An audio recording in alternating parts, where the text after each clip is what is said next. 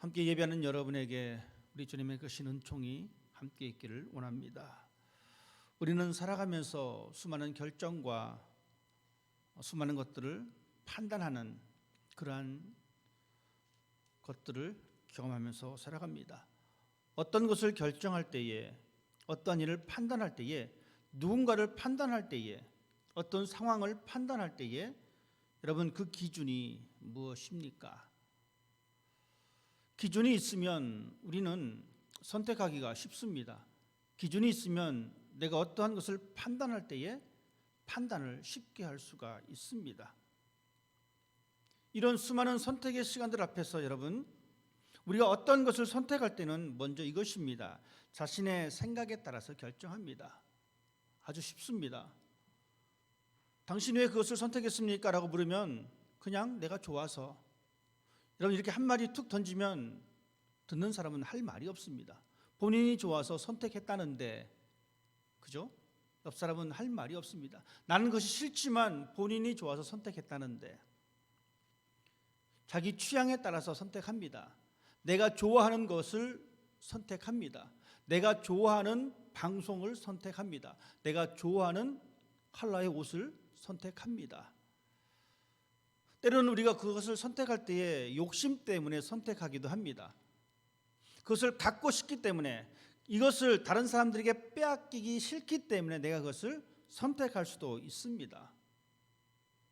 또한 선택하기 싫지만, 나는 싫지만 주변의 환경에 휩쓸려서 어쩔 수 없이 선택할 수도 있습니다. 나는 싫은데 주변의 모든 사람들이 나에게 말합니다. 그것을 가져가라라고 이야기합니다. 정말 내 마음은 싫은데 그 분위기에 휩쓸려서 싫지만 싫다는 내색도 하지 못하고 그것을 가져갈 때가 있습니다.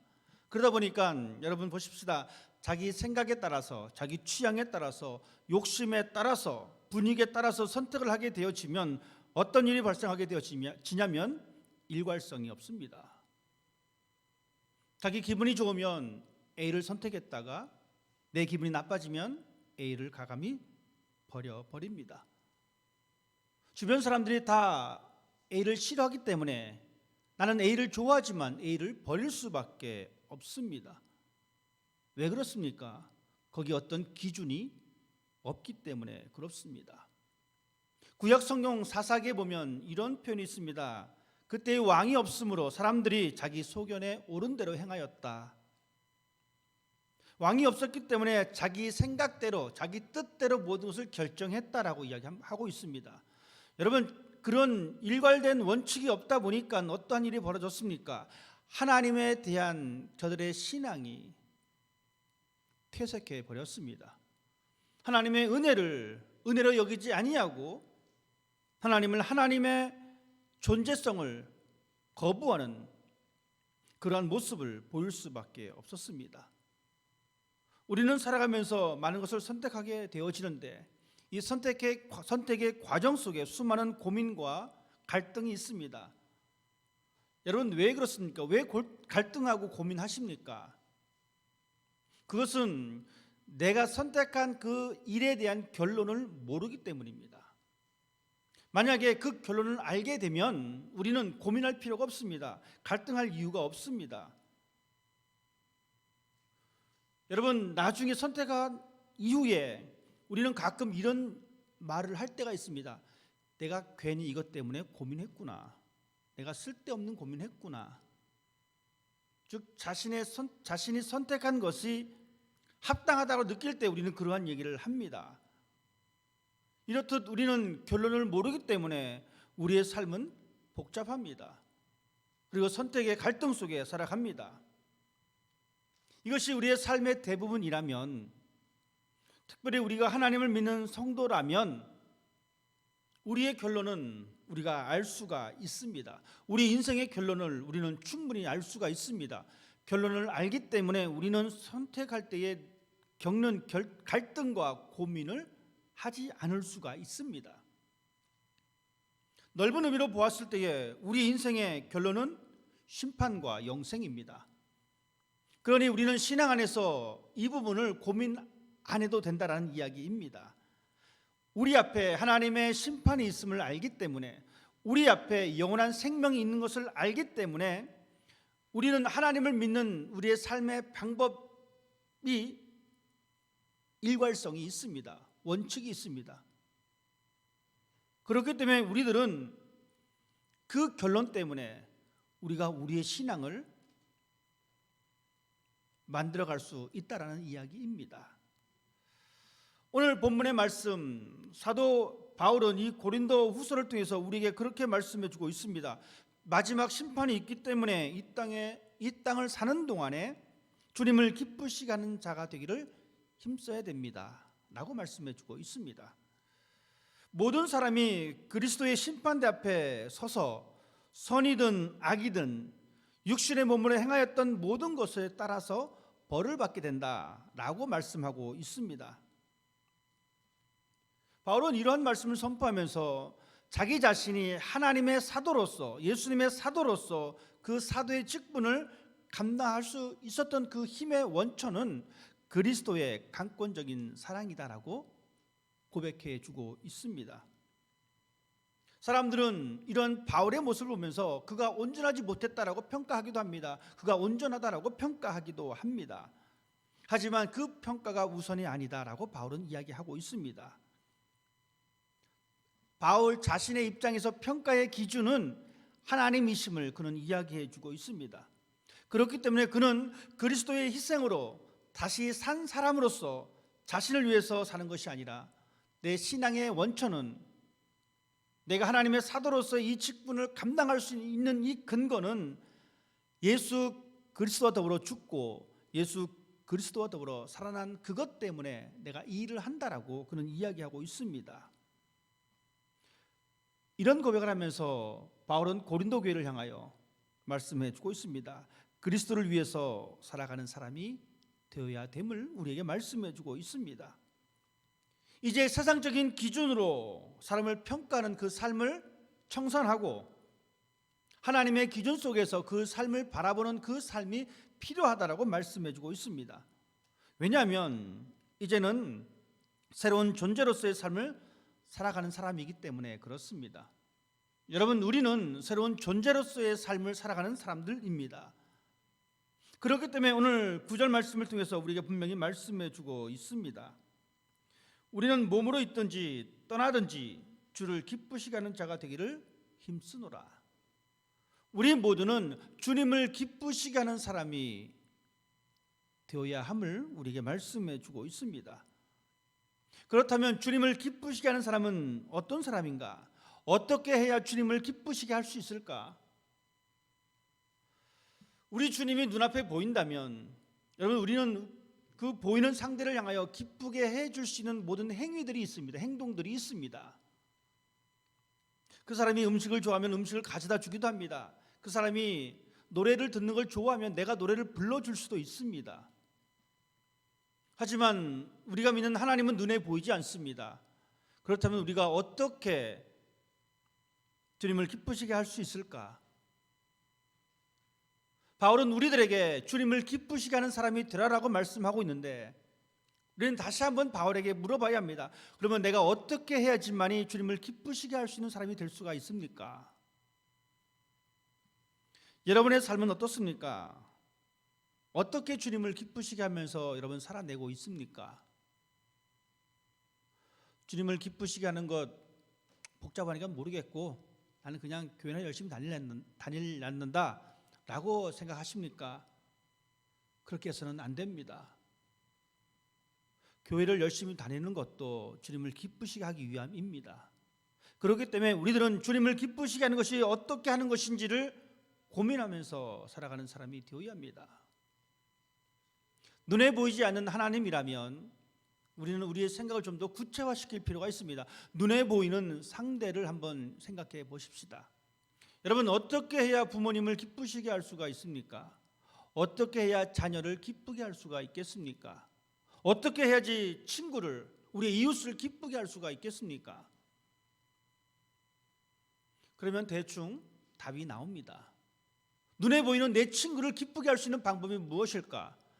내 옆집 사는 내 이웃들을 향해서 그들을 기쁘게 할 수 있는 방법이 무엇일까? 주님을 기쁘시게 하는 사람의 특징을 한번 살펴보도록 하겠습니다. 하나님을 기쁘시게 할 수 있는 방법은 무수히 많습니다. 오늘 본문을 통해서 우리는 하나님을 기쁘시게 할 수 있는, 주님을 기쁘시게 할 수 있는 이 방법, 그것은 먼저 하나님을 의식하는 사람입니다. 바울은 이렇게 고백해 주고 있습니다. 우리는 주님을 두려워합니다. 바울은 말하기를 하나님을 기쁘시게 하는 사람의 첫 번째 모습은 주님을 두려워하는 사람입니다. 주님을 의식하는 사람입니다. 이 말은 예수님이, 하나님이 공포의 대상이라는 소리가 아닙니다. 이 말은 하나님을 경외하는 사람을 말합니다. 하나님을 예비하는 사람입니다. 하나님을 경배하는 사람입니다. 그런 사람이 하나님을 의식하는 사람입니다.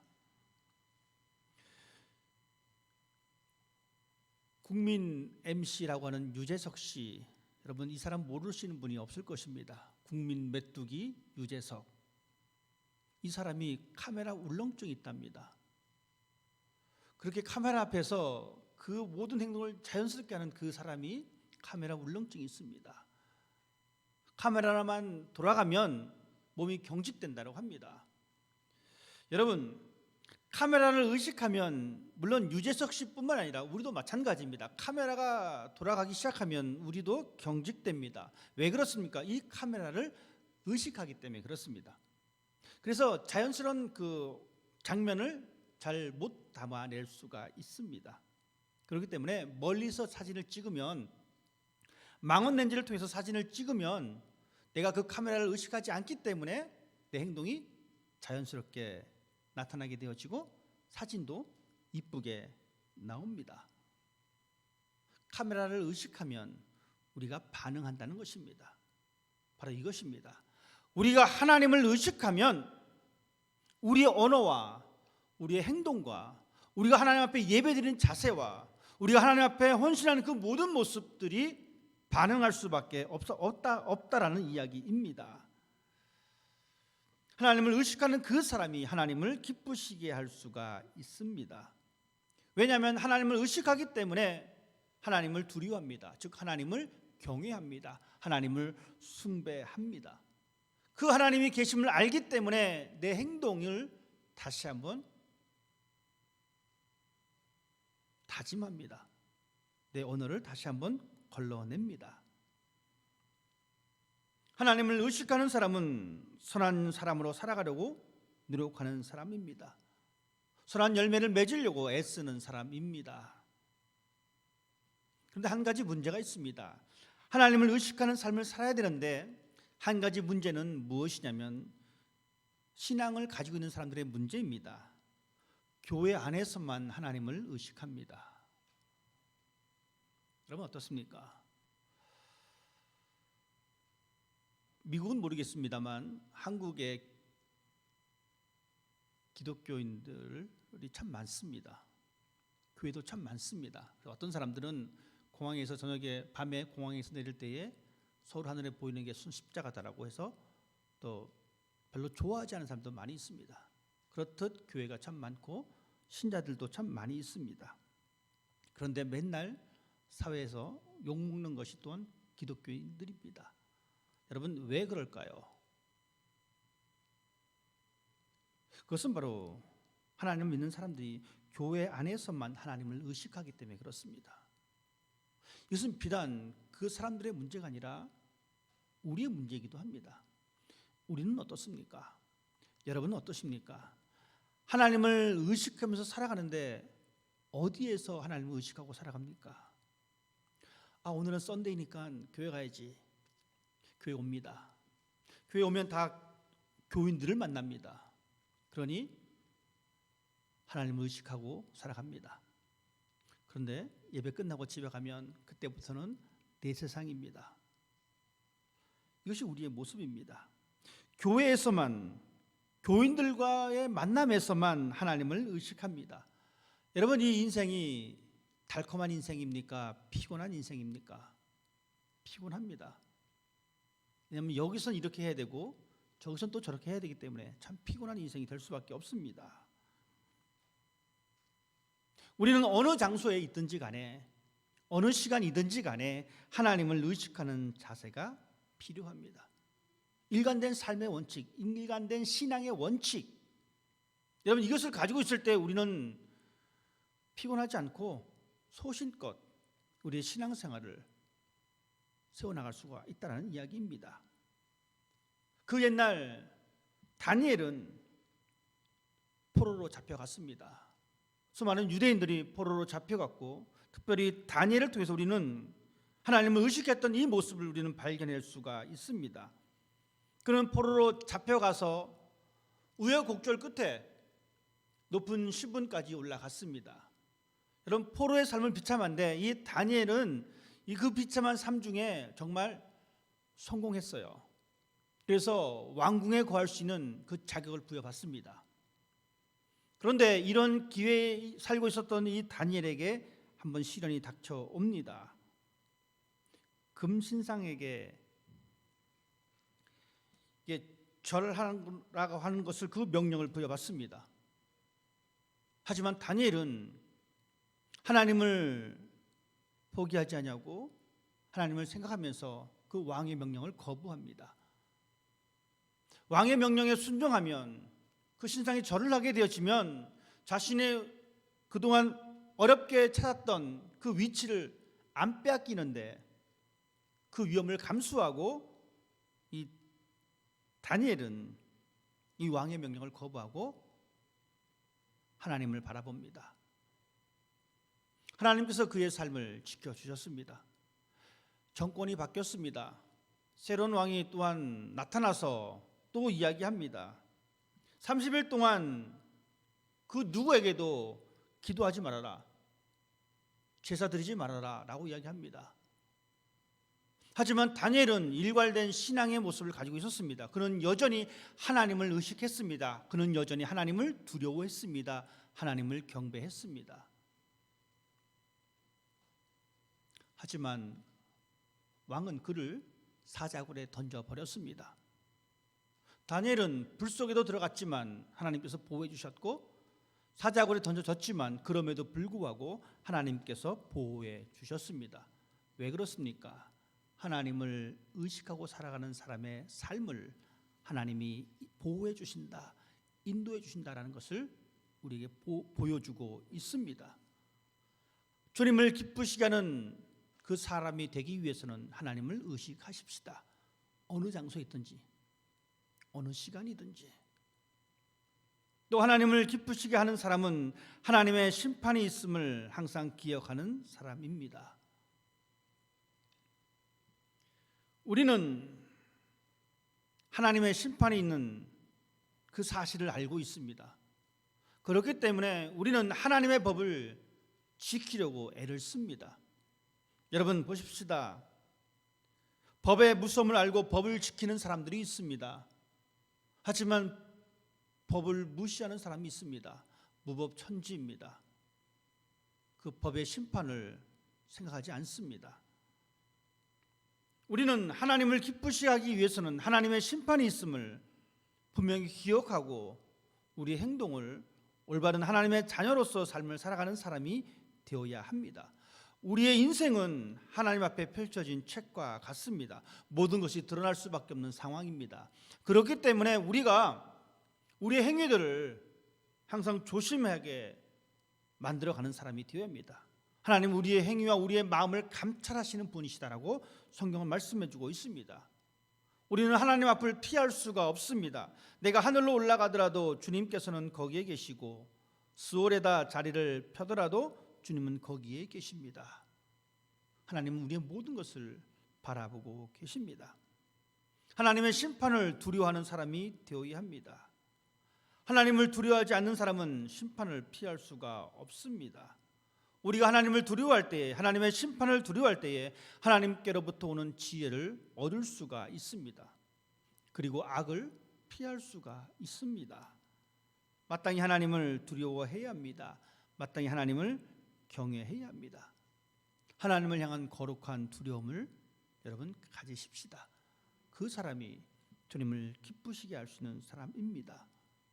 그런데 현대인들은 이 두려움이 사라져 버렸습니다. 두려워하는 마음을 갖질 않습니다. 왜냐하면 자기가 모든 것을 정복할 수 있다라고 생각합니다. 사람들은 그것을 다스릴 수 있다라고 생각을 합니다. 그러니 두려움이 사라져 버렸습니다. 왜 그렇습니까? 그 마음속에는 교만입니다. 자신의 능력을 과신하는 것입니다. 내가 충분히 이길 수 있기 때문에 두려워할 이유가 전혀 없습니다. 무서워할 필요가 없습니다. 내가 가지고 있는 이 재물로 모든 것을 해결할 수 있다라고 생각합니다. 내가 가지고 있는 능력으로 이것을 해결할 수 있다라고 생각을 합니다. 그러니 두려워할 이유가 없습니다. 하지만 우리가 분명히 기억해야 될 것은 우리는 그 하나님의 심판을 두려워하고 하나님을 두려워하는 사람이 되어야 합니다. 그때 비로소 우리는 하나님을 기쁘시게 할 수 있는 사람으로 우리는 살아갈 수가 있습니다. 또한 바울은 말씀해 주고 있습니다. 주님을 기쁘시게 하는 사람은 하나님의 도움을 의지하는 사람입니다. 여러분 어떻습니까? 여러분은 얼마만큼 하나님의 도움을 의지하고 계십니까? 사람들은 스스로 강하다라고 이야기합니다. 자신의 능력을 과신합니다. 스스로 지혜 있다라고 생각합니다. 자신의 소유를 과신합니다. 내 재물로 무엇이든지 할 수 있다라고 이야기합니다. 자신의 미래 또한 과신합니다. 내 미래는 내가 개척할 수 있다라고 생각을 합니다. 그러니 스스로 강하다라고 생각하고 있기 때문에 하나님을 의지할 필요성을 별로 못 느낍니다. 하나님의 도움이 없어도 나는 충분히 살아갈 수 있다라고 생각하기 때문에 그렇습니다. 그렇지만 우리가 분명히 기억해야 할 것은 하나님의 관점에서 우리를 보는 사람이어야 합니다. 하나님의 관점에서 우리를 볼 때 나는 연약한 존재입니다. 연약한 존재이니까 어떻습니까? 힘 있는 존재가 필요합니다. 그 힘의 원천은 하나님이십니다. 하나님을 기쁘시게 하는 사람은 이렇듯 하나님의 도움을 의지하는 사람입니다. 구약 족장들의 삶을 살펴보면 족장들의 삶은 고단한 삶이었습니다. 나그네의 삶이었습니다. 그들은 가는 곳마다 제단을 쌓습니다. 여러분, 이 제단을 쌓는다는 이야기는 하나님께 예배드렸다는 이야기입니다. 저들의 삶은 나그네의 삶이었고 자신을 보호해줄 울타리가 없었습니다. 자신을 보호해줄 울타리가 없으니까 당연히 하나님을 찾을 수밖에 없습니다. 여러분의 울타리는 무엇입니까? 여러분이 가지고 있는 그 어떤 것이 여러분의 울타리가 되신다라고 여러분 생각하십니까? 그럴 수 없습니다. 우리의 진정한 울타리는 하나님이십니다. 그래서 우리는 하나님의 도우심을 간구하는 사람이 되어야 합니다. 절대자이신 하나님을 향한 예배하는 행위가 바로 나는 연약한 사람입니다. 하나님의 도움이 필요한 사람입니다. 고백하는 사람입니다.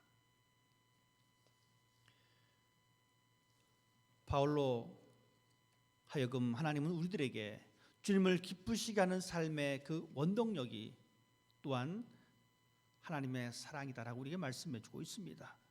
하나님의 사랑이 나를 강권하신다라고 바울은 이야기해 주고 있습니다. 즉 다시 말씀드리면 하나님의 사랑에 지배당하고 있다라고 바울은 이야기합니다. 우리의 삶을 무엇이 지배하고 있습니까? 그리스도의 사랑이 바울 자신을 강권한다라고 하신 이 말씀대로 바울은 사도의 삶을 살아가는 그 원동력이 되었습니다. 이것을 우리의 말로 바꾸면 하나님의 사랑이 우리를 지배함으로 인하여 내가 하나님의 사람으로 살아갈 수 있다고 하는 이야기입니다. 그분의 희생이 나를 위한 희생이요 그분의 부활이 나를 위한 부활이다라고 하는 것, 그분이 나를 위하여 보여주신 그 사랑이 나로 하여금 하나님의 사람으로 살게 하고 있다라는 것, 거듭난 사람이 살아가는 삶의 원동력이 바로 예수님의 사랑입니다. 여러분, 이 사랑이 여러분의 신앙의 원칙이 되기를 원합니다. 그 기준이 되기를 원합니다. 그 기준을 가지고 살아갈 때 우리는 주님을 기쁘시게 하는 사람으로 우리는 살아갈 수가 있습니다. 바울은 우리들에게 새로운 존재가 되었다라고 말씀해주고 있습니다. 그런즉 누구든지 그리스도 안에 있으면 새로운 피조물이라. 이전 것은 지나갔으니 보라 새 것이 되었도다. 우리 모두는 주님을 기쁘시게 할 수 있는 사람임을 말씀해 주고 있습니다. 주님을 기쁘시게 할 때에 여러분의 삶을 지배하는 것은 그리스도의 사랑임을 여러분 기억하십시다. 그리고 그 사랑 안에서 하나님을 의식하고 하나님의 심판을 기억하고 하나님을 경배할 수 있는 그런 삶이 여러분의 삶 가운데 있기를 원합니다. 우리의 삶을 지배하는 것은 그리스도의 사랑입니다. 이것을 우리가 잊게 되어지면 우리는 혼란 속에 살아갑니다. 왜냐하면 세상의 가치관과 하나님의 가치관이 충돌합니다. 이 원칙이 없어지게 되어지면 이 충돌할 때 우리는 우리의 기분에 따라 움직입니다. 내가 기분 좋으면 하나님의 가치관을 따라가고 내가 기분이 나쁘면 세상의 가치관을 따라갑니다. 좀 더 교회적인 용어로 설명드리면 자칫 내가 믿음이 있다라고 하면 하나님의 질서를 따라가고 믿음이 없다라고 하면은 하나님의 질서는 헌식작 버리듯이 버려버립니다. 이것이 나약한 우리의 모습입니다. 그렇기 때문에 우리가 항상 기억해야 할 것은 하나님이 우리를 사랑하시는 그 사랑이 우리의 삶을 지배해야 된다라는 것. 그럴 때 비로소 우리는 시대의 흐름을 따라가지 않습니다. 하나님의 사랑이 우리의 삶의 원칙이 되어질 때에는 우리는 세상의 문화를 핑계대면서 그것에 따라가지 않습니다. 우리는 여전히 하나님을 따라갑니다. 여전히 주님을 기쁘시게 하는 사람으로 살 수가 있습니다. 주님을 기쁘시게 하는 사람이 되기 위한 첫 번째 원칙이 있습니다. 그것은 바로 그리스도의 사랑입니다. 이것만이 주님을 기쁘시게 할 수가 있습니다. 이 사랑으로 하나님을 사랑하시고 이 그리스도의 사랑으로 우리 이웃을 사랑할 수 있는 여러분이 되시기를 주님 이름으로 부탁을 드립니다. 기도하겠습니다.